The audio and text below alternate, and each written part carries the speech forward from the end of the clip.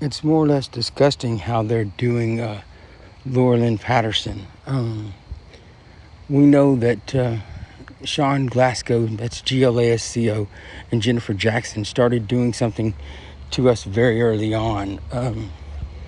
Matter of fact, one time they were even sharing a keeper application, but I don't think Lynn Patterson truly understood what was going on with them putting bone conductivity on her and me.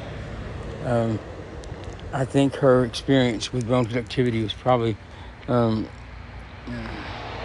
like most people's, kind of non-existent. Bone conductivity is a tricky thing. So they were talking to her at night, and for a long time. And so they've definitely had time to manipulate her in a big way. I'm hoping that the truth will be revealed soon, but it's not looking too good because I know Lenny is being used by my parents also. So it's kind of horrifying what they're doing. And that's why we're hoping that Laura Lynn Patterson is innocent. And because I know right now she looks kind of guilty, but I think she's in a mode where she's just trying to save herself, period. And I can understand that. With my parents pressuring her and Sean and Jennifer pressuring her the other way. And she's not for sure what Sean and Jennifer have done to me and her during the nighttime hours when we sleep. Because if you talk to a person on bone conductivity in a certain way when they're sleeping, it's almost like mind control. And this is what we're concerned about big time. And this is why Don Kenny Sr. knows about this technique. He was the guy who lived across the street from Laura Lynn Patterson growing up. He is, in fact, a fire chief. And fire chiefs are the guys that really know this stuff. Matter of fact, my brother-in-law is Mark Mobbs. He's also chief battalion, or battalion chief. I think that's how they say it. I'm sorry if I'm getting that wrong. And we also know that Jamel Norton knows these techniques because he's a Pentecostal. Pentecostal people have been doing this for a long time to individuals. Matter of fact, they're the ones that started brain cooking.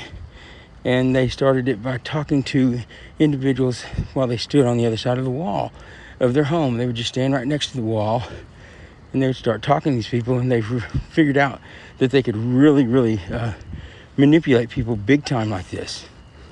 Now, they, of course, considered it God. I think that's a little wacky, and I hope that they stop this practice soon, because these guys get away with murder using these ham radio towers, and that's at 43 megahertz, and they usually broadcast at 43 megahertz, and it's got a digital codex on it, so when you scan it with a typical scanner, you'll just hear like a popping, clicking noise.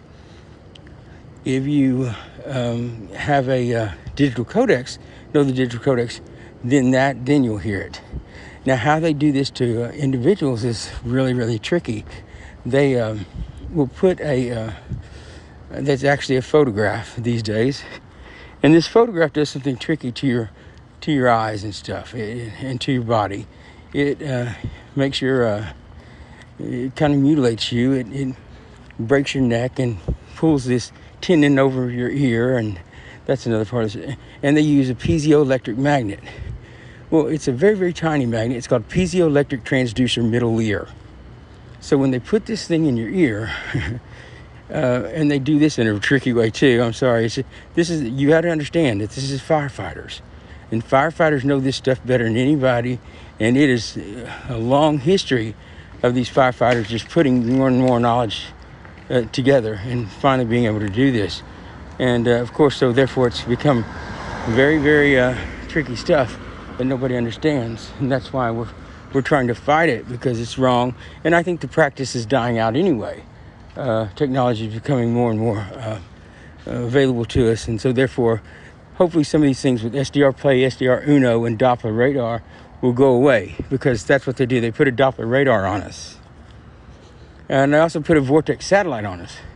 Now, the Vortex satellite's tricky because they use it in fracking. And fracking, people know that how they had the mishap up in northern Arkansas. Well, all of a sudden we have a sinkhole right over here in War Memorial Park. With that sinkhole in War Memorial Park and that Doppler radar and that Vortex satellite directly over my home at 303 Thayer, I think there's concerns in Capitol View neighborhood. They have every right to be concerned because it could cause some problems.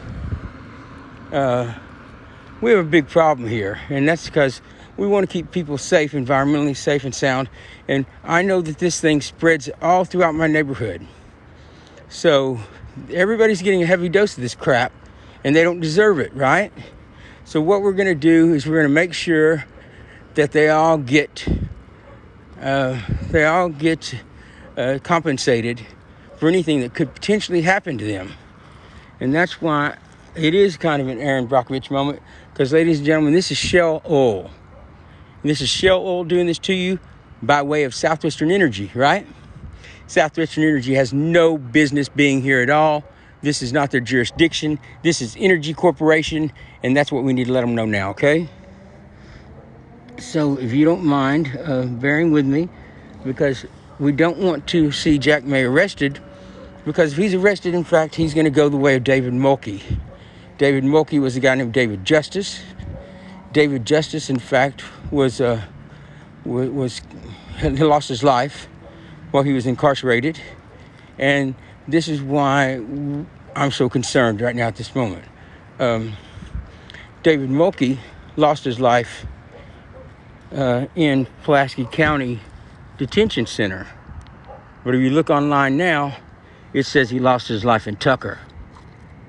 Something's wrong here. And now I'm very concerned. And now I'm asking for help from anyone to get me out of the state immediately. Please. Thank you so much. And thank you for anything that you can do, okay? Take care. This is Jack May. And I'm in a lot of trouble.